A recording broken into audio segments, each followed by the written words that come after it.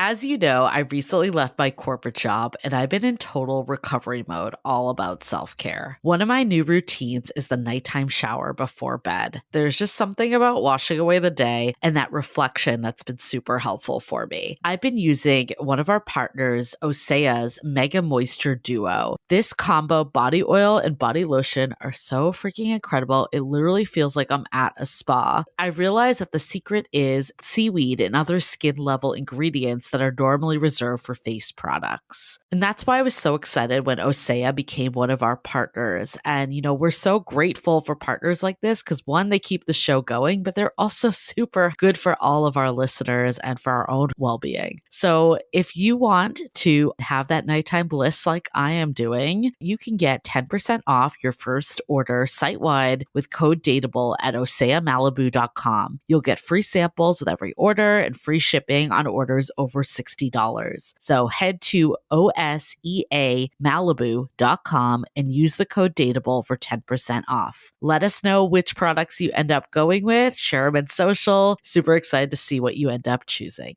I was so excited to get my shipment from Last Bottle Wines in the mail the other day, full of incredible red wines, all from Napa Valley. I love wine tasting, so having this to my door couldn't be happier. Also, couldn't be more excited that today's episode is brought to you by Last Bottle Wines. If you don't know already, they're a Napa-based online wine shop with a twist. They offer just one handpicked wine per day until it sells out, and they're always at incredible prices. We're talking 30 to 70% off retail. And the best part is that there's no subscriptions, no fees, and no minimum purchase. And I could not be more excited to bring this offer right now because they're having a marathon sale, which is coming up March 28th and 29th. Even better, we're offering Dateable listeners 10% off your first order with code DATEABLE. So if you are a wine lover like me, this is a great time to join. And did I mention that shipping is 100% free? So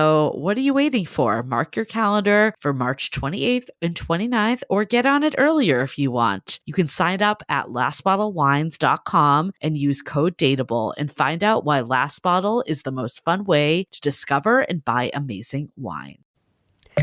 The Dateable podcast is an insider's look into modern dating that the Huffington Post calls one of the top 10 podcasts about love and sex. On each episode, we'll talk to real daters about everything from sex parties to sex droughts, date fails to diaper fetishes, and first moves to first loves. I'm your host, Yue Xu, former dating coach turned dating sociologist. You'll also hear from my co-host and producer, Julie Krafchick, as we explore this crazy dateable world. Hey everyone, welcome to another episode of Dateable, a show all about modern dating. We're going to just take a jog down memory lane for this episode and talk about the very beginnings of online dating and also online porn, the evolution of love and sex when it comes to online. We've got, can we call you the godfather of online dating, Gary?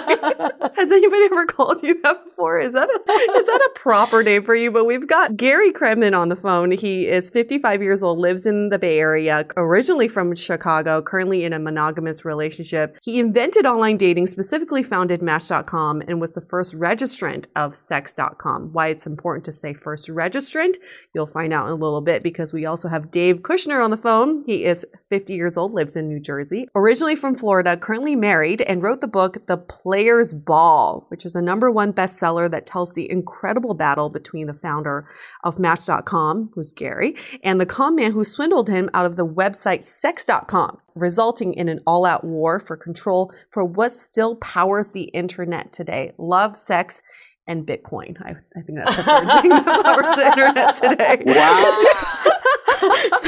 Sorry, we're adding to your bio here, David. Called it. Fine. I smell a sequel. So, Dave, first set the scene. What were things like back in the early 90s, where it's the wild, wild west of the internet, as you describe it? In the early 90s, there were very few people online at the time. And certainly those that were online were not thinking about dating. I mean, they were just thinking about like Star Trek and the Grateful Dead and like exchanging brownie recipes. And still, sort of considered geeky and underground and something academic. There wasn't the web as we know it today. It was just these bulletin board systems where you would just sort of call up on someone else's computer and see just text. And there really wasn't the internet as we know it today at all, let alone dating. That is so foreign probably to like 99% of our listeners. Like, what do you mean? Life before the internet? What? For you, Gary, as a serial entrepreneur, you saw that this was a massive opportunity for capitalizing on love and sex. So Match.com, how did you come up with this idea? Well, you mentioned entrepreneurs get involved in things they understand. And I was doing a lot of dating back then. I was spending a lot of time getting dates to the, I don't know if you remember this, the personals in the newspaper. Oh, yeah. In the newspapers, you'd see them in the back, especially in the alternative newspapers. And it wasn't a particularly satisfying experience. Other than, especially since it cost a lot of money, because all you got was a couple lines of text at best. You would see an ad, you would call the 900 number, and people may or may not call you back. I had a vision combining it with early email of why can't we do pictures and video and audio and have much longer profiles? And that was my idea. Wait, so can you elaborate more on the 900 number? Like, what would actually happen when you called it? So how it would work, it was crazy. You would pay money to write a couple lines, cryptic lines in the back of, let's say, the alternative newspaper, the San Francisco Guardian, single Jewish man looking for, was this your personal? married Jewish woman, whatever the ad was, okay? And the newspaper would charge you for that. But in addition, you would call a 900 number. And on the 900 number, you'd leave a message. And then you may or may not leave your phone number. So it was really not a good way of doing business. How much was it? Well, it was a per minute. It could be $3, $4 Damn. per minute. One of the things I noticed is newspapers were making tons of money, and people who own newspapers were making tons of money, and I didn't have any money, I noticed, and I wanted to be like them. So, capitalism at work. I mean, I think it's hilarious that people complain about how hard it is to meet up with people on dating apps today when you had to call a 900 number and someone may or may not even respond and leave a message. And just purely based on voice alone at that time. So I loved it in the book. Like, I know, David, you wrote about like how Gary actually kind of had this idea from an email. So I don't know if, Gary, you could kind of talk about that a little more. Like, wasn't it that like some female that was emailing you were curious what she actually looked like? So what happened was I had a little business, world's first open source software company. But I was trying to make money on the early internet. And one day we got a purchase order, which, someone wanted to buy someone. It was from a woman, like at HP. I mean, I can't even remember kind of the first time a woman emailed anyone. It was just very gendered male environment. And I turned to my business partner and said, we got an order here. And he's like, yeah, that's good. We can eat this weekend. And I go, yeah, but I wonder if she's cute. And one track mind. That was kind of combining it all together. Oh, instead of it being a business email, could have been a personal email, and could it have had information on the person in there, let's say a profile. So what did the early days of Match.com look like? The very early days it was email based, not even the web. I know that for sure. I actually looked at my very first Match.com email from 2004. I will share that with the group in a little bit. Ooh. But 2004 was still 10 years after this launched. Like, I'm curious, like the early days, like what did the website even look like? There wasn't even a website. It was, again, you were doing it through email. This was very early on because the number of people on the actual web, you could count them on a hand. So it was email based, and so we invented the idea of anonymous email, and you would email maybe a picture. Wow. You would attach. Because you got to remember, people didn't have digital phones or anything like that. How did people attach photos back then? It would take hours. This was it's funny you say that. Email attachments just came out. It was that far back. And it took like 5 hours because they were on dial-up. On dial-up. And most people were on dial-up. Wow. If you had a detailed picture, it's like you might as well come back the next day. Dave, I'm just curious, were you on Match.com in the very early stages? I was like already in a steady relationship at that time. Oh, okay. So you I already bypassed. met my future wife. Got it. So you never had the online dating experience. I didn't have the chance. No, But alas. But what were your thoughts when you heard about something like this? So actually, I remember when I first heard about it, I wanted to write about it. I remember that distinctly, talking to an editor of mine at one of the big men's magazines. I very distinctly remember saying, I really want to write about online dating. And he said, what's that? So, I mean, you know, it was still considered science fiction. Like, people just didn't understand. People barely that's the thing that's sort of hard to understand now from this vantage point, which is like, it just seems like ancient history. But there was a time when no one knew what the internet was, you know. And when Gary created Match, it was still pretty much at that time. I mean, most people didn't understand what this was about at all. So to ask them to kind of grasp this world online and that they could meet somebody there, it was totally bizarre. But once the media started picking up on it, I mean, you know, Gary, it was fast, right? I mean, it didn't take super long for people to find it. What I would say in addition to that is the geeky media, the Wired magazine picked it up, but mainstream, you didn't read it in, let's say, Cosmo. I don't know if Cosmo's mainstream for you know, a couple more years. Was Cosmo in the 90s?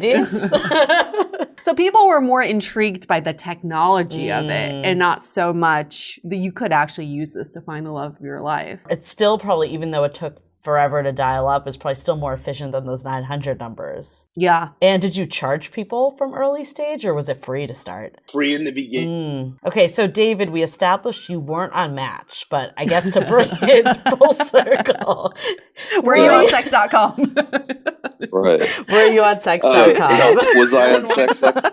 As an intrepid young journalist, I had to do my research. Had to do it for research only, right? Find out what was happening there. But yeah, I mean, it's like with sex.com, and there's a chapter in the book where I talk about there's a very, very long established history of pornography driving the adoption of a new technology. I mean, it goes all the way back. It continues today, and I think into the future with virtual reality, augmented reality, you know, usually sex and gaming seems to drive most everything. So it followed that when people were first venturing into this new world online, a lot of them were guys early on, and what a lot of guys at computers were interested in seeing were naked pictures. Yeah. So, and the first thing they would type would be sex.com. It's a universal value of that. And you know, Gary can talk about what that domain meant, you know, in dollars and cents. But the value was that anyone around the world would probably sit down and type that word, you know, even though the technology wasn't so advanced that you would see streaming and video and all of that.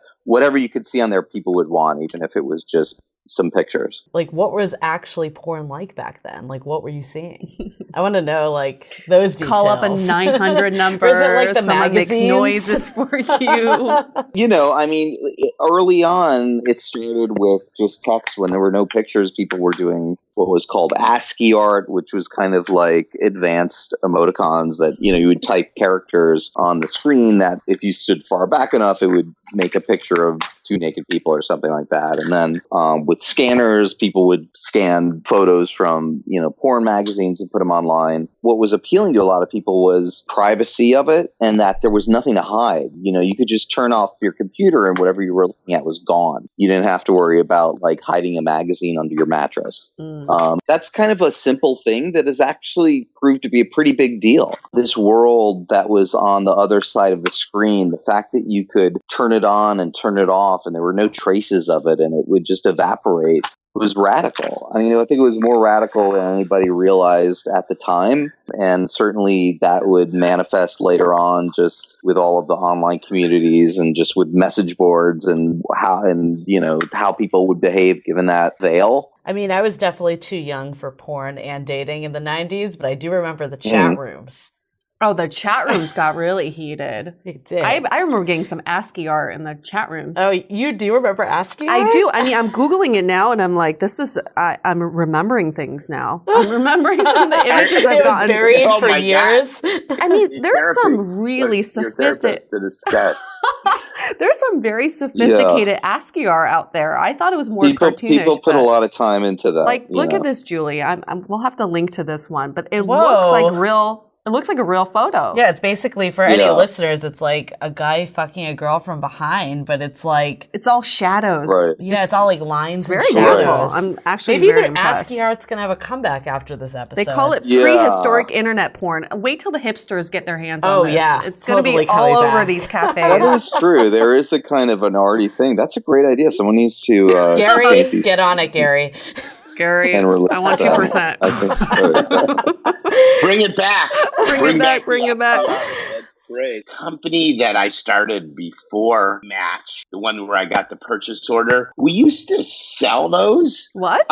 It wasn't, kind of the adult stuff, pictures of lions and stuff, but there would always be like one or two pictures of Farrah Fawcett or something like that made of characters, and people would buy that stuff. Wow. You sold ASCII art? oh my God. I had this company, remember, very early, we'd sell 40 programming aids, 40 programming aids for $99, open source software. And then we would have like art, you'd get some free art along with it, but the art would be like pictures of Farrah Fawcett. Wow. So that's a good example. But going back to sex.com, what happened? Let's talk about like the crux of the story here. The whole book is basically about Gary fighting against Stephen Cohen for the rights to the domain. Gary, did you even want to manage sex.com? What did you want to do with it? Well, sure. The context of the whole story was I registered more than Match.com. I had a bigger vision, kind of going back to the newspapers, which is all these people who own, you probably don't remember this. One of the billionaire families were people who own newspapers and media. A little bit different today, but the Chandlers and other families had these great monopolies because they own newspapers, and how newspapers made most of their money was on classified advertising. And my thought was, why don't I be the online classifieds equivalent? In fact, the parent company for Match.com was Online Classifieds, Inc., because I had this vision so I registered all the domain names involving classified advertising. Jobs.com, autos.com, property.com, everything in the back you would see, because I was going to do what I did for Match.com for the others. In fact, I went out to talk to all the newspapers to tell them about this vision, and they pretty much uniformly laughed in my face. Oh, newspapers have been around for 100 years. They're going to be around for another 100 years, Who's laughing now?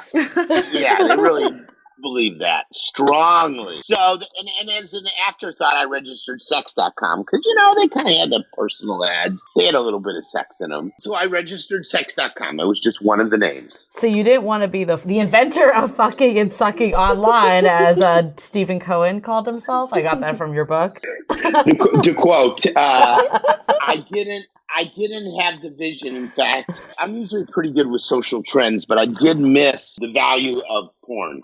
Didn't see that. My bad. Yeah, and I would say... But eventually I got it. Sex.com is poorly managed today. It's just all Giphies. Yeah, so we were boring. just looking at it. Are you there?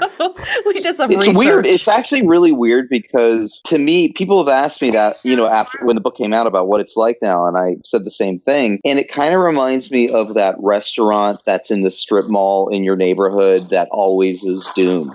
You know what I mean? Like, no matter what they put in there, it doesn't do well. So it is kind of weird that nobody's ever been able to capitalize on that. It's such a waste of a great domain name. But it transformed internet history, as we all have seen from this book, in just everything there. I guess, like, David, what made this story so interesting that you had to write about it? I mean, I think that it's a wild story, and what the lengths that Gary had to go to try to get this site back were insane and beyond anything you could imagine. I mean, starting in Silicon Valley and heading down into ending up at a shrimp farm in Mexico, and so there was all of that, but at the same time, you had a really interesting way of looking at the rise of the internet, in a manner that to me was, for a mainstream audience, would be kind of contrarian and just surprising, because I think that most people, when they think of the story of computer age, they think of Apple and they think of Facebook, but they don't really think about these,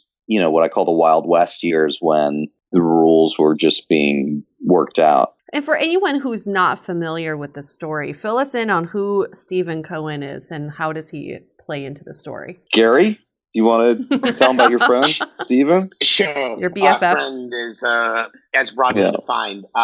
Stephen Cohen was maybe a criminal genius, 5-time convicted felon, things like bankruptcy fraud, obstruction of justice, making false statements under oath. Oh my God, he's like our president.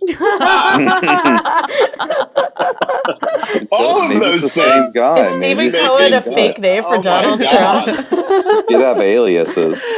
Yeah. Oh my God, I've never thought That's about funny. that before. Donald Trump would want sex.com. Just saying. It all makes sense. It does. It makes more sense now. And he was always obsessed with sex. He ran a swinger club. In fact, he was arrested for running a swinging club in Orange County. And he got off of it by being his own lawyer in court and convincing a jury that since he wasn't making any money on it, it really wasn't a brothel. So clearly a smart or a creative person. He was the inventor of fucking and sucking online. So there we go. I just love it. I can't stop saying it. Right. Yes. Well, that was Stephen. And then what happened? The fact that he didn't, to quote the judge, the fact that he didn't own the name really didn't mean anything to a con person like him. He would just get it. One of his specialties was kind of stealing people's property, stealing people's stuff, not with a gun, but with a pen, because he was a forger, among other things. So he convinced the registrant, kind of like the DMV, someone there, that it's his, not mine. And then when I complained about it, he was able to convince them, you better not have that domain name back to him. It's mine. And that's why I had to go to court on the whole thing. And going back to Match.com, Gary, what happened to it? What happened to your relationship with Match.com? So when finally got the product launched, the company, it turned out actually to be pretty successful, including days where it would grow at 2 to 3% a day, wow, which is no laughing matter in business. What came to pass is I wanted to expand it to not just long-term dating, but let's say short-term dating and more inclusiveness, LGBT. That freaked out the people who put up the money in the beginning. And unfortunately, it was the time of She with the Gold made the rules. Things changed today a little bit. So we had a lot of conflict over that. And eventually, She with the Gold won. And I left the company. So they didn't want to service LGBTQ members? That's right. I guess their logic would be, well, we have investors, and that's too far out, and gay dating. Wow. God, what could that lead to? Maybe them taking away our money, not giving us any money in the future. And they said, we're not doing it. And I said, this is how you're going to make money, and I'm in charge. And they said, you know what? At the end of the day, we're in charge. Wow. But and that was the end of that. It wasn't, so in terms of targeting, that wasn't the initial, I guess, intention, but also in terms of functionality, right? That people who were not straight couldn't actually use Match.com. Is that correct? Oh, I put it on there, and they said, take it off. And I said, I'm not. I'm not doing that. Good for you. Yeah, now it's good for me. It just Probably cost a couple $100 million, but whatever, Yeah. And then you went I thought they bought, were wrong. And then you went and bought Grindr.com. Yes? Tell me that was I was bad luck. Okay, so I guess in both of your opinions, what's changed the most about online dating in the past, what is it, 20 years? Am I doing the math right? Has it been 20 years? How long has it been? At least. A little bit longer. Yeah, I think longer than 20 years. Yeah. Well, I would say mobile location based is definitely some of the bigger changes. You can find someone 10 minutes away from you. You can find a date, down the street right now, there and then. I think that's a big thing. It just seems to be a faster environment. So before even online dating with like the 1-900 numbers and the classified ads, was there a stigma around that? Oh, yeah. Because there was so much stigma when Match.com came out. It's time to take a quick break so we can tell you about the latest service we have been building over here at Dateable. We've created a platform to connect you with vetted experts from our network to help with everything from coaching with dating profile reviews, and even ways to get real feedback about your dating style. The sessions typically run from 30 minutes to an hour and can all be done via Skype or Google Hangouts, so you can be anywhere. Listeners have been sharing how worthwhile their sessions have been, with comments about how easy the coaches are to talk to, how they have provided a new perspective, and how they have created actionable ways to inspire change. To meet the coaches and book your session today, visit dateablepodcast.com/coaching. Now back to the show. So before even online dating with like the 1-900 numbers and the classified ads, was there a stigma around that? Oh, yeah. Because there was so much stigma when Match.com came out. Yeah, that's right. I mean, people worried about their safety, security, anonymity. There was tons of stigma, tons. So even before the online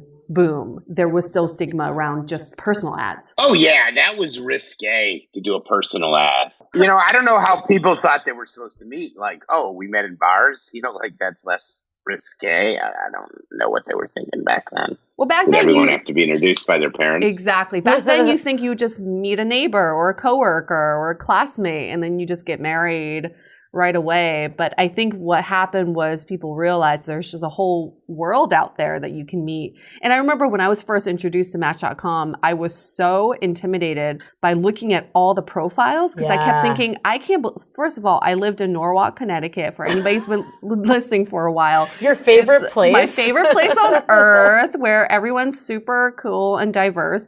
No, I really thought, oh my gosh, I'm not going to find anyone. And I went on Match.com and my first experience was like, holy shit, there's a ton of singles on here who are all in my age range, who look somewhat attractive. Yeah. I was really excited because I had some really depressing months in Norwalk, Connecticut. So I pulled up my first email.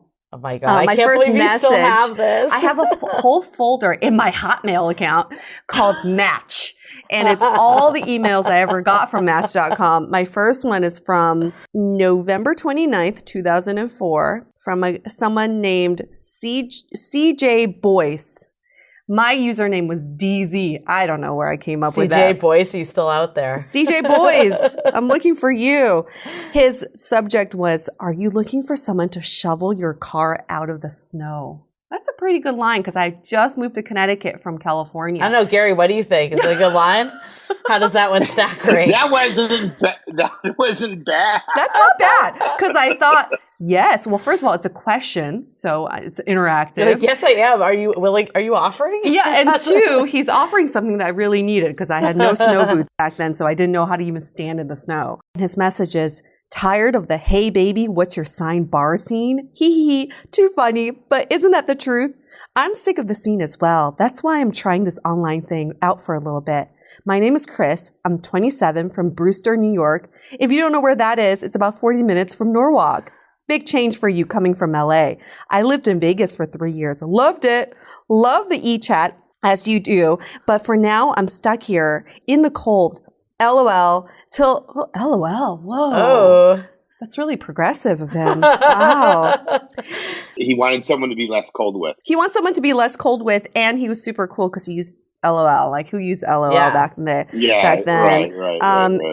LOL till job offer somewhere warm comes up. If you like to chat, email me. If I don't hear from you, then I wish you good luck in the East Coast. Later. Chris. I just want to point out today when you get Hey, it's like this guy wrote like a freaking novel. Actually, I went through my entire folder, and every email was a novel. Yeah. They were full-on conversations, because I think back then people didn't even know how to approach online dating. They were like, do I divulge my entire life?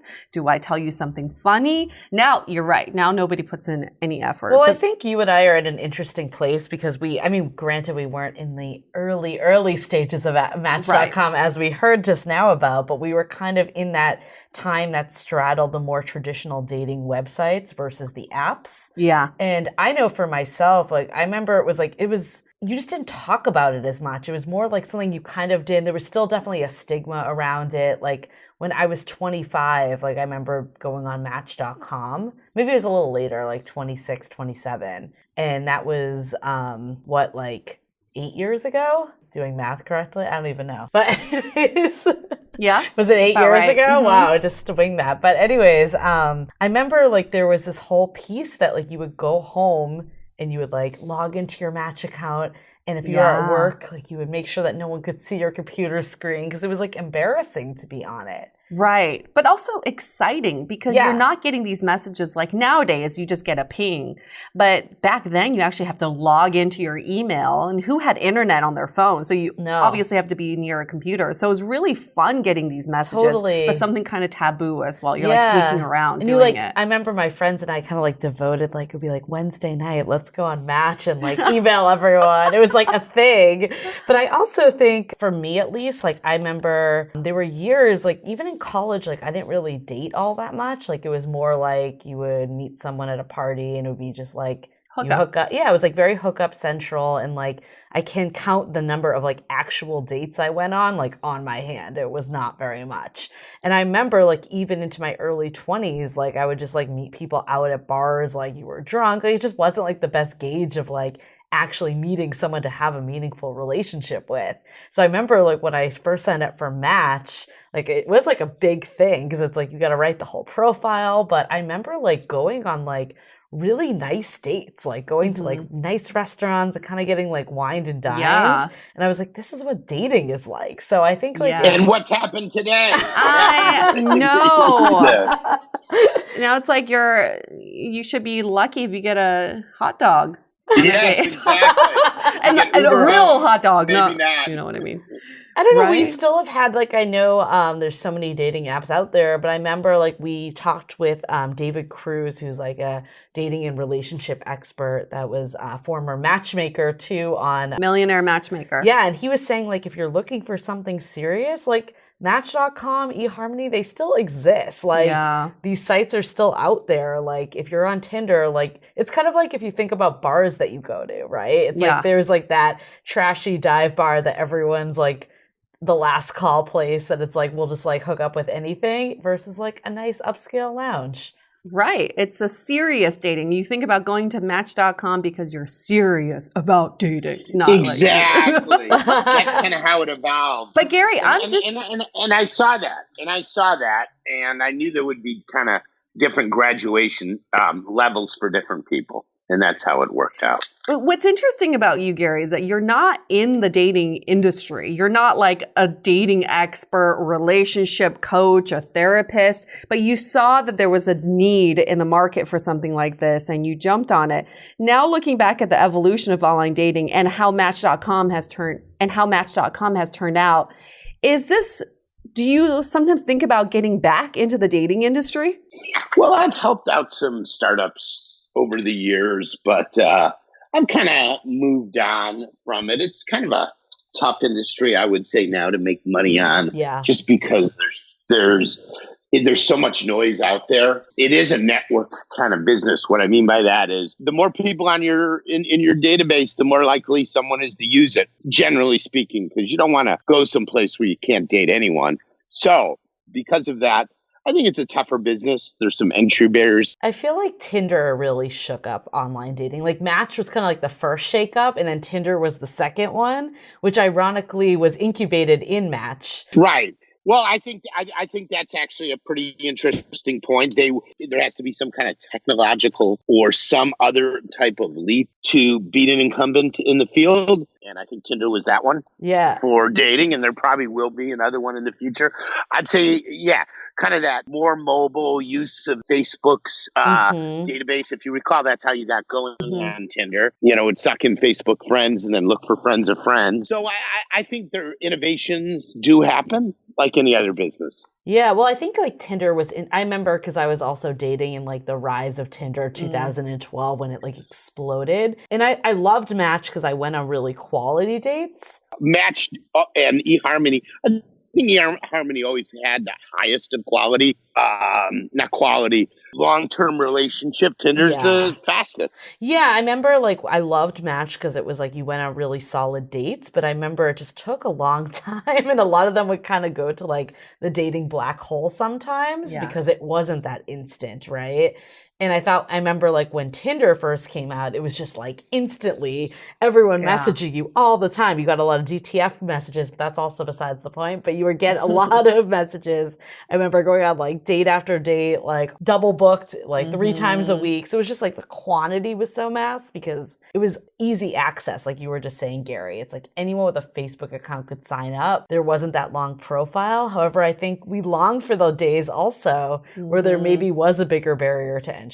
Yeah, makes sense. Well, my longest relationship I attribute to Match. We met on Match. We dated for 5 years, and that's still my longest relationship ever. So thank you. I had a relationship off Match also, so thank you. How long was Not yours? long. It was like 6 months. That's pretty sizable. I think that's respectable.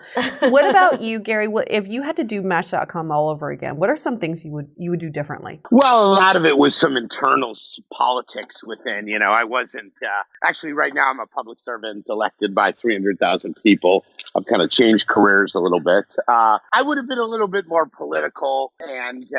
I probably could have got a lot of the things I wanted done with my crazy ass investors if I would have just listened a little bit more and not been such a, we do it my way or the highway, you know, definitely. But I think a lot of people would say that about their lives, wouldn't they? You know. What about like dating, like the actual style of the dating site? Like, is there anything in the future stuff that you were like, oh, that was such a great idea? Or do you feel like the way you did it was the way you did it? I feel good about the time we did it right and we helped satisfy market needs. Yeah. No regrets in that way. I guess what advice would you have for modern daters today? Well, I don't think it's what I'm going to say. I don't think it's changed. And I would say people have to, I'm going to say it broadly in the category of being less picky, but it's more like love can come in many different forms and people should be less judgmental about it. You know, you never know. And I really do mean that. You know, people go, oh, well, he's only 5'9" and I want 5'10". I think less judgment would serve people much better. Amen. Give it a little bit of a chance. Did you see like data about like who actually ended up getting married and being together from Match? Like, was there anything that showed that people didn't necessarily go for who they initially selected? I don't think I could give hard and fast on that one. Okay. And how did you meet your current partner? Was it online? Yeah. Online. Ah, okay. All right. What site? Was it Match? He's not gonna tell us. I don't want to say. I'm not in the promotion business here. He's not going to tell us. Sex.com. Yes, sex.com. We knew it. You're like, this Giphy is amazing. I'm going to contact her. Exactly. This Giphy is amazing. This is the best. She had the best ASCII art ever. Best ASCII ever. Best ass on the ASCII ever. Going to the segue to takeaways, my biggest takeaway is ASCII art is coming back. Yeah, you know, I have a black and white printer. We need to get ahead of it.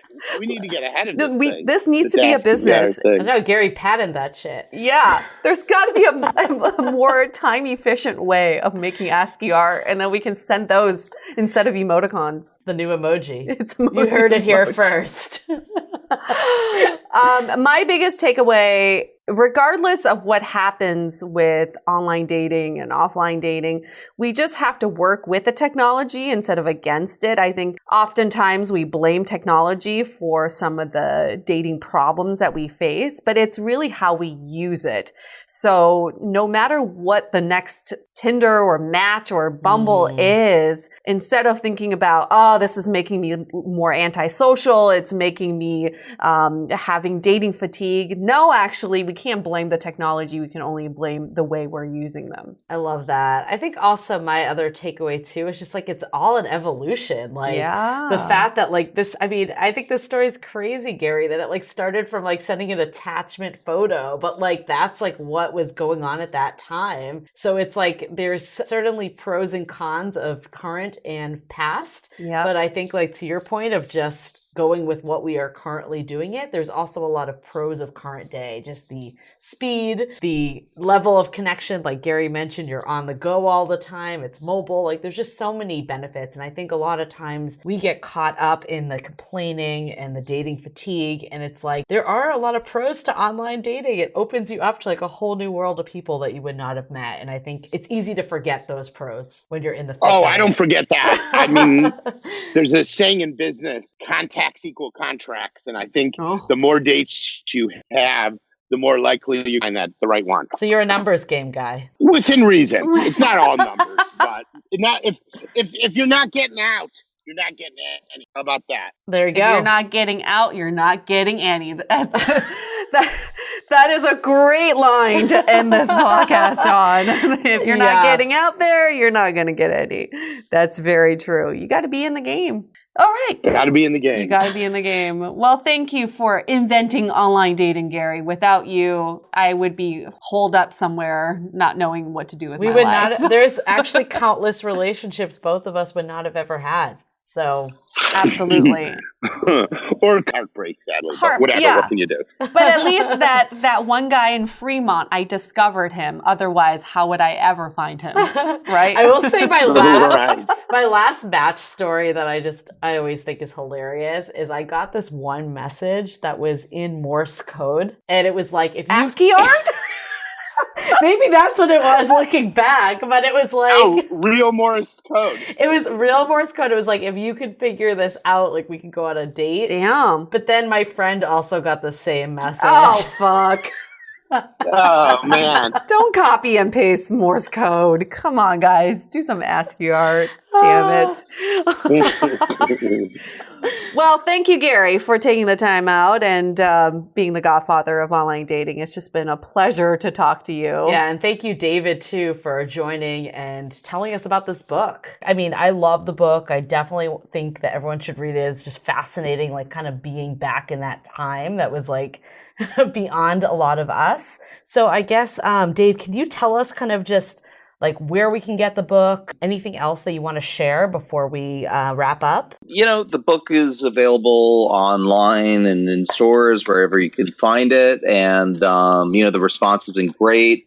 People have really seemed to, take an interest in the story because I think partly they just never knew what the origins of what all of this were. And, like Gary once joked that he's responsible for over 1 million babies, but, probably he's responsible for 10 million babies at this point. I mean, it's amazing how, widespread this is. So, and I think it also just gives insight into how people innovate and perhaps, a little look into where things might go in the future. Awesome. Well, yeah, Amazon, you can get it.